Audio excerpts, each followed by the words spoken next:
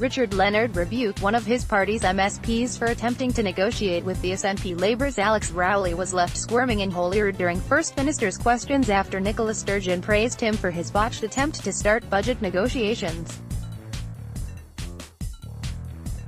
Earlier this week, the hapless former deputy leader was carpeted by Richard Leonard after he offered Derek Mackay the support of Labour MSPs to help him get his spending plans through Parliament. Rowley, the party's local government spokesman, said Labour would back the budget if the SNP minister could find another £340 million for Scotland's councils.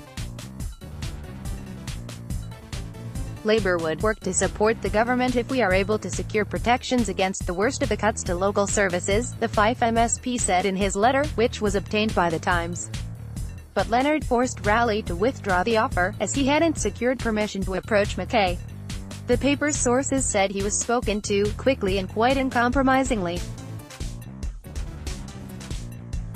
When Leonard asked Sturgeon about council funding plans during First Minister's questions, the SNP leader was quick to point out the chaos in his own party. Leonard told the First Minister, "Our councils have a legal duty to vulnerable people, including children, and you have a moral duty to deliver the funding they need.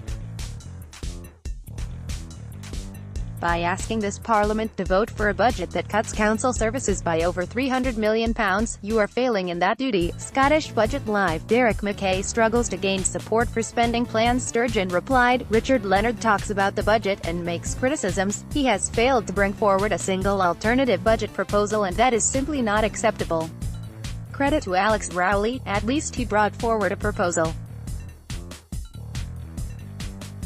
Given he's a frontbencher, we assumed it was an official Labour proposal, but they can't even get their act together to agree with each other on the budget, let alone agree with anyone else. In that proposal, Alex Rowley suggested that we free up more money for local government by effectively taking 3% out of every other budget, except health. That would have included Social Security. So taking 3% out of our own Social Security budget is the closest that Labour came to making any budget proposals.